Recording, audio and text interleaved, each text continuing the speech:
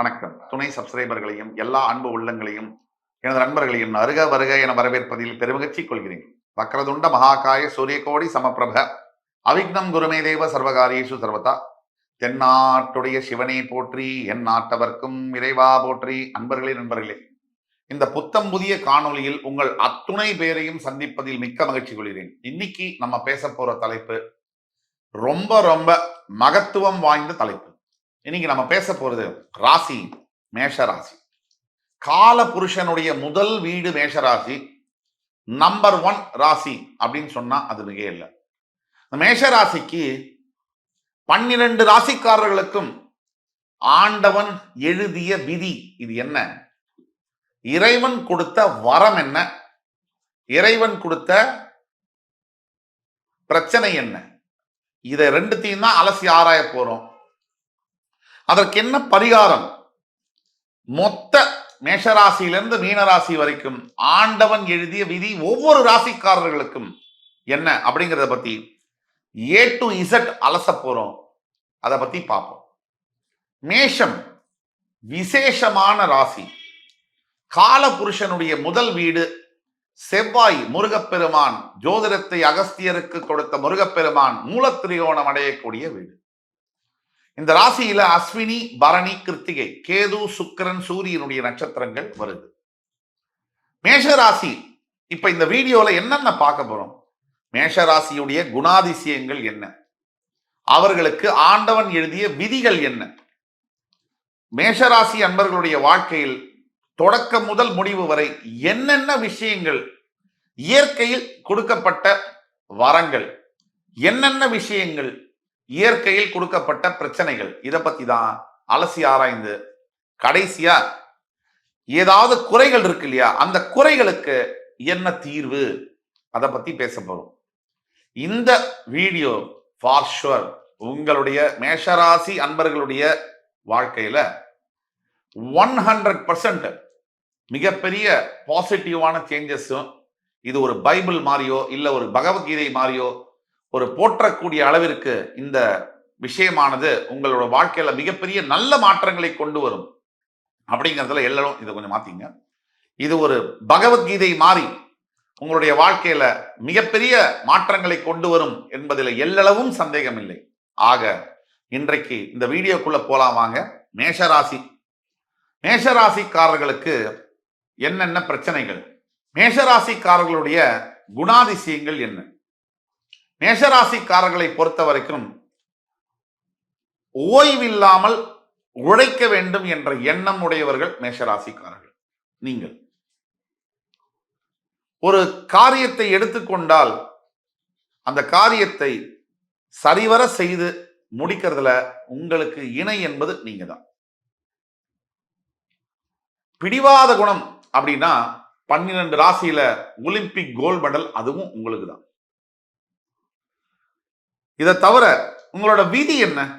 உங்களுடைய கேரக்டரிஸ்டிக்ஸ், உங்களோட குணாதிசயத்துக்கும் உங்களுடைய விதிகளுக்கும் நேரடி சம்பந்தம் உண்டு அப்படின்னு சொன்னா நீங்க மறுக்க முடியுமா? மறுக்க முடியாது.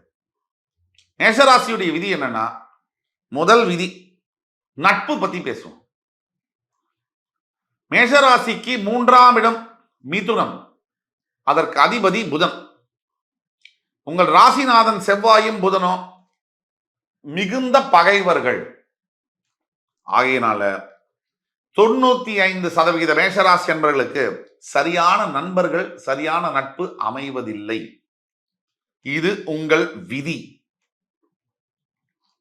ஏதோ ஒரு காலகட்டத்தில் செந்தணலும் நீர் போல் தெரியும், நண்பனும் பகை போல் தெரியும், அது நாள் பட புரியும் என்ற கண்ணதாசன் வரிகளுக்கு ஏற்ப இன்னைக்கு உங்களுக்கு உயிரையே கொடுக்கக்கூடிய நண்பர்கள் ஏதோ ஒரு கட்டத்துல உங்கள் வாழ்க்கையில சில தொந்தரவுகளையும் எதிர்ப்புகளையும் செய்வார்கள். சில பிரச்சனைகளை அழிக்க முடியாத, தேவையில்லாத துரோகங்களை செய்யக்கூடிய வாய்ப்புகள் மிக மிக மிக அதிகம். இதை மனதில் கொள்ள வேண்டும். உங்க நல்லதுக்காக சொல்றேன். அதே மாதிரி என்னதான் மேஷராசிக்காரர்கள், சார் நான் மிகப்பெரிய டாக்டர் சார், நான் மிகப்பெரிய கோடீஸ்வரன் அப்படி இருந்தாலும் கூட எவ்வளவு பெரிய சொத்துக்கு அதிபதியாக இருந்தாலும் கூட, எத்தனை கோடி சம்பாதித்தாலும் கூட, உங்களுக்கு 6ஆம் இடம் கன்னிராசிக்கு அதிபதியாகவும் உங்களுடைய எதிரியே வருவதனால், அந்த 6ஆம் இடம் கன்னிராசியில் உங்களுடைய ஜென்ம விரோதியான புதன் பகவான் ஆட்சியும் பெற்று உச்சமும் பெறுவதனால், பெரும்பாலான 65 to 70% ஆஃப் த மேஷராசி அன்பர்களுக்கு 500 கோடி சொத்து இருந்தாலும் ஒரு 5 கோடிக்காவது பேங்க்ல கடன் இருக்கும், இல்ல வேற எந்த விதத்திலேயாவது ஒரு கடன் இருக்கும். நான் 500 கோடி சொத்து இருக்கிறவங்களுக்கே இந்த கடன் இருக்கும்னு சொல்றேன். அப்போ ஒரு நடுத்தர வர்க்கத்துல, கொஞ்சம் லோயர் மிடில் கிளாஸ்ல, இல்ல கஷ்டப்படக்கூடிய பிலோ பாவர்ட்டி லைன்ல இருக்கக்கூடிய மேஷராசி அன்பர்கள் நீங்க கணக்கில் எடுக்கலாம். இதுல ஒரு முக்கியமான பாயிண்ட் இருக்கு. மேஷராசி அன்பர்களுக்கு இருக்கக்கூடிய கடனானது ஏதோ ₹1 ஆச்சும் உங்களுக்கு கடன் இல்லாம இருக்கிறதுக்கு வாய்ப்பு இல்லை. இது விதி. இந்த விதியானது பிறப்பு முதல் இறப்பு வரை அவங்களுக்கு தீராத கடனாக இருக்கு. இது ரொம்ப முக்கியமான பாயிண்ட். சம்பாதிக்க அதிகமா போற ₹500 கடன், 50 லட்சம் ரூபாய் பேங்க்ல இருக்கு, ஆனாலும் கடன் ₹500 அப்படியே இருக்கும். இது ஒரு விதி. இதுக்கு அடுத்தபடியாக நீங்க பாத்தீங்கன்னா, அதிகமாக செலவு செய்யக்கூடிய தன்மை என்பது மேஷராசி என்பவர்களுக்கு இயல்புல வந்துடும். தனஸ்தானம் 2ஆம் இடம், அதற்கு அதிபதியாக ரிஷபத்திற்கு அதிபதியாக சுக்கிர பகவான் வருவதனால், ஏதோ ஒரு கடைக்கு போறீங்க, ஒரு ஷூ இருக்கு, இது ₹2000, பக்கத்துல வந்து ₹8000 ஒரு ஷூ இருக்குன்னா நீங்க ₹8000 ஷூவை தான் எடுப்பீங்க. கையில காசு இருக்கா, சோ அது தேவையா தேவையில்லையா அதெல்லாம் பத்தி கவலை இல்லை. சோ இந்த தனஸ்தானத்துக்கு அதிபதியான சுக்கிர பகவானாக வருவதனால் ஆப்வியஸா செலவு செய்யக்கூடிய, அதிகமாக செலவு செய்யக்கூடிய தன்மை என்பது உங்களுடைய விதி. இப்ப பாருங்க, நான் சொன்னேன் உங்களுக்கு தீராத கடன் இருக்கும்னு சொன்னேன். அந்த தீராத கடனுக்கும் அதிகமாக செலவு செய்யக்கூடிய தன்மைக்கும் நேரடி தொடர்பு இருக்கா இல்லையா? இதுதான் ஜோதிடம். 2ஆம் இடம் தனஸ்தானம், பணத்தை சேர்த்து வைக்கிற இடம். 6ஆம் இடம் கடன், நோய், மறைமுக எதிரிகளை குறிக்கக்கூடிய பாவம். அந்த இடத்துக்கு கன்னிக்கு புதன் உங்களுடைய பரம எதிரி ஆட்சி உச்சம் பெறுவதனால் தீராத கடனை கொடுக்கிறார். தனஸ்தானத்துக்கு அதிபதி உங்கள் எதிரி சுக்கிரன் செலவு செய்வதை குறிப்பதனால் அவர் வந்து செலவை கொடுத்து இவரோட கடனை ஏற்படுத்துறார். இதுதான் விஷயம். தேவையில்லாத செலவுகளை செய்பவர்களுக்கு கடன் இல்லாம இருக்க முடியுமா? இருக்குதான் செய்யும். பெரிய பெரிய சாம்ராஜ்யங்களுக்கு ராஜாலாம் கூட தேவையில்லாத செலவு பண்ணி தெருவுக்கு வந்த கதையெல்லாம் தெரியும். அதை பத்தி நம்ம பேச வேண்டாம். அதுக்கு அடுத்தபடியாக திருமண வாழ்க்கையை பத்தி பேசுவோம். ஆண்டவன் எழுதிய விதி என்ன மேஷத்துக்கு?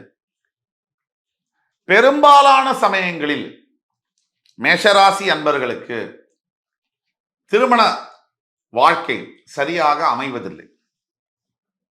170% மேரிட் லைஃப் மேஷராசிக்கு சரியா அமைகிறது இல்லை. அதுக்கு என்ன காரணம்? மேஷராசி என்பது சரராசின்னு சொல்றோம், ரிஷபம் வந்து ஸ்திர ராசின்னு சொல்றோம், மிதுனம் வந்து உபயராசின்னு சொல்றோம். இந்த சரராசிக்கு 2ஆம் இடம் 7ஆம் இடம் இதற்கு அதிபதி மாரகஸ்தானங்கள்னு சொல்றோம். இந்த மாரகஸ்தானத்துக்கு அதிபதி யாரு? சுக்கிரன்.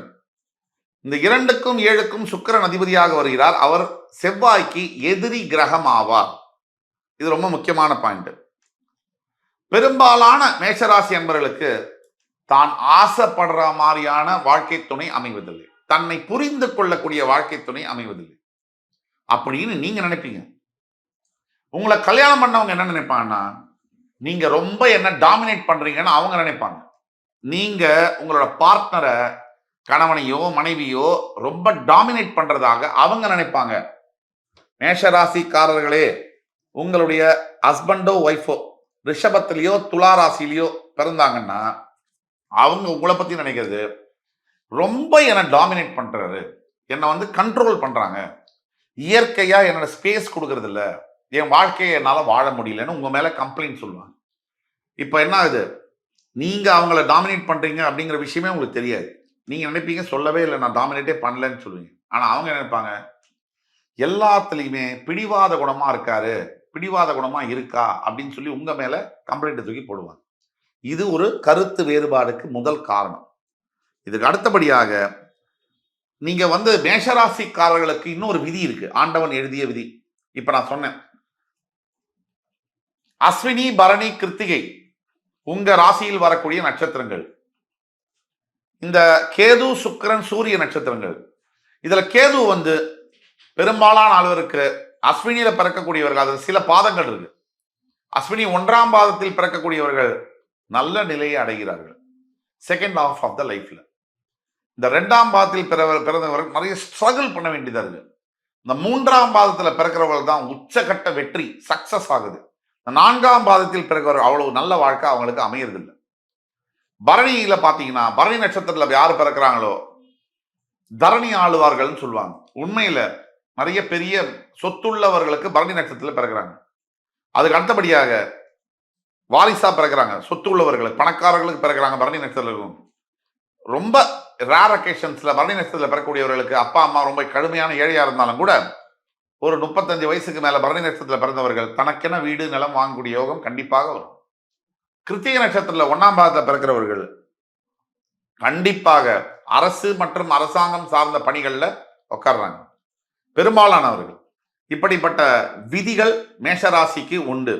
அதே மாதிரி இன்னொரு விஷயம், தன்னுடைய வாழ்க்கை துணை சரியாக அமையாததுக்கு காரணம் உங்க குணாதிசயத்துக்கு ஒத்து போகாத, உங்களுடைய குணங்களுக்கு பிடிக்காத, உங்களோட குணங்களை பிடிக்காத ஒரு பார்ட்னர் தான் உங்களுக்கு 100% அமைகிறாங்க.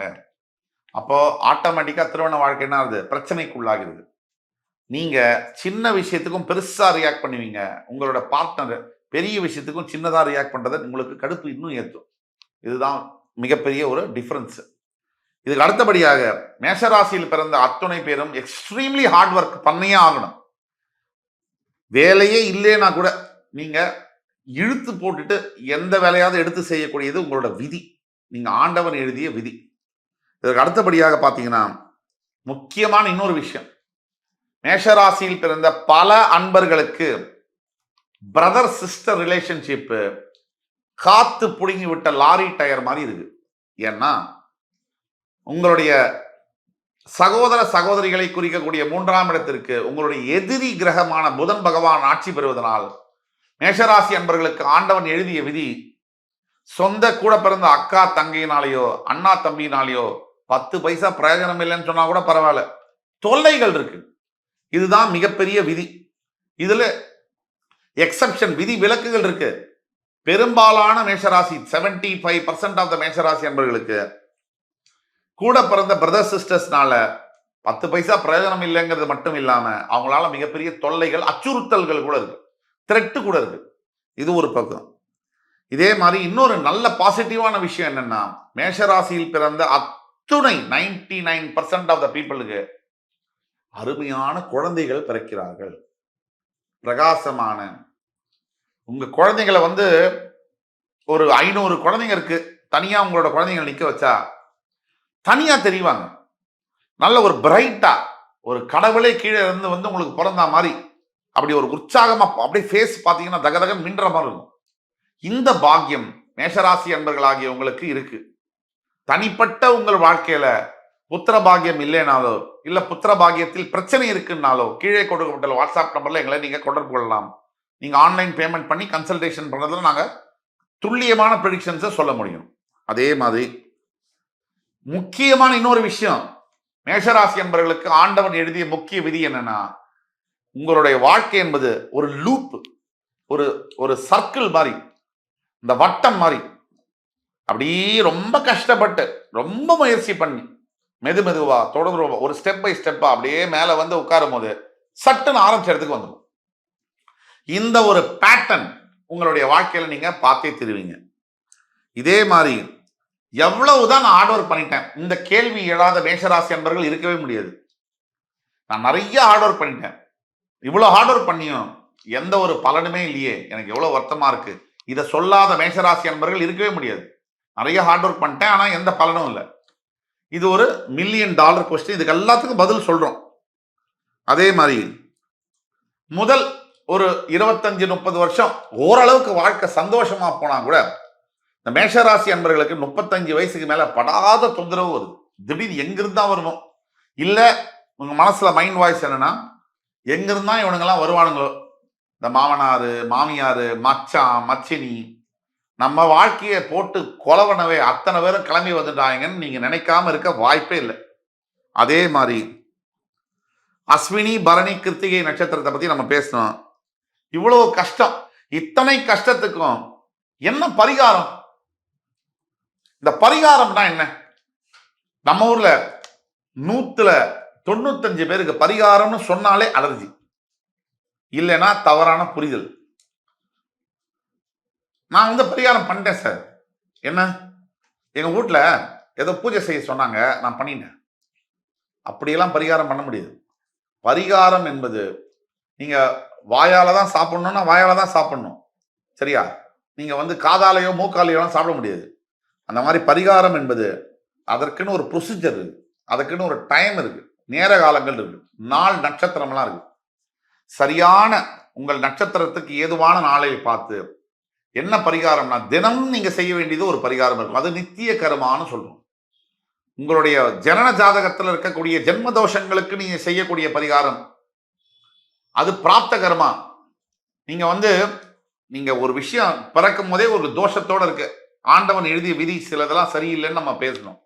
நித்திய பரிகாரம் என்பது தினமும் செய்ய வேண்டியது. பிராயஷ்சித்தம் என்பது ஒரு தடவை செய்தால் போரும், உங்களுக்கு ஜென்ம சாபல்யம் என்பது கிடைக்கும். இந்த ஆண்டவனுடைய விதிகள் மாறும். ஆண்டவன் எழுதிய விதியை மாற்ற முடியுமா?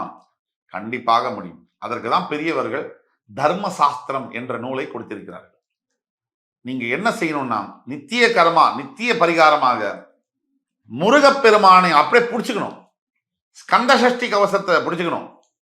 திருச்செந்தூரில் இருக்கக்கூடிய சிவசுப்பிரமணிய சுவாமியை ஒரு வருஷத்துக்கு ஒரு தடவையாவது போய் பார்க்கணும், அவருக்கு அபிஷேகம் செய்யணும். அது ஒண்ணு. ஆனா பிராயஷ்சித்தமாக உங்களுக்கான தனிப்பட்ட குறிப்பிட்ட பிராயஷ்சித்தம் எதுன்னு நம்ம சொல்லணும்னா, உங்களுடைய பிறப்பு ஜாதகத்தை கண்டிப்பா பார்க்கணும். இந்த விதிகளை மாற்ற முடியும். இறைவன் எழுதிய விதியை மாற்றுவதற்கான விஷயம் தான் ஜோதிடம். இல்லைன்னா ஜோதிடம் அப்படிங்கிற கலையை எதுக்கு படைக்கணும்? தெரிஞ்சுக்கிறதுக்காக மட்டும் படைக்கல, அதுல மாற்றங்களை விளைவிக்கணும், அப்படிங்கிற மக்களுக்கு நல்லது வரணுங்கிறது ஒரு நோக்கத்துல தான் ஜோதிடம். தன்னை அறிய தான் எடுக்கக்கூடிய முயற்சி தான் ஜோதிடம். ஜோதி இடம் அப்படிங்கிறது நம்மளுடைய ஆத்மாவை நாம் அறிவது, நம்ம பிறப்பை நாம் அறிவதற்கான ஒரு விஷயம்தான். அது தெரிஞ்சாதான் சம்பந்தம் இல்லாத நிகழ்வுகள் என்னுடைய வாழ்க்கையில ஏன் நடக்குது, அதை எப்படி சரி செய்யணும் அப்படிங்கிறத ஒரு குருவின் மூலியமாக உணர முடியும். எவ்வளவு பெரிய ஆளா இருந்தாலும் சரி, பிரைம் மினிஸ்டரை அவங்க பிஏவை பார்த்து தான் பார்க்க முடியும், டைரக்டா பேச முடியாது. அது மாதிரிதான் கடவுளை அடைய வேண்டும் என்றால் குருவின் மார்க்கத்தின் மூலியமாகத்தான் முடியும். அது ஜோதிட சாஸ்திரத்தின் மூலியமாக மட்டுமே முடியும் என்று கூறி அடுத்து வரும் காணொலியில் உங்கள் எல்லோரையும் சந்திக்கும் வரை மிக்க மகிழ்ச்சி கொண்டு உங்களிடமிருந்து விடைபெறுவது உங்கள் சுபாஷ் பாலகிருஷ்ணன். நன்றி, வணக்கம், வாழ்க வளமுடன்.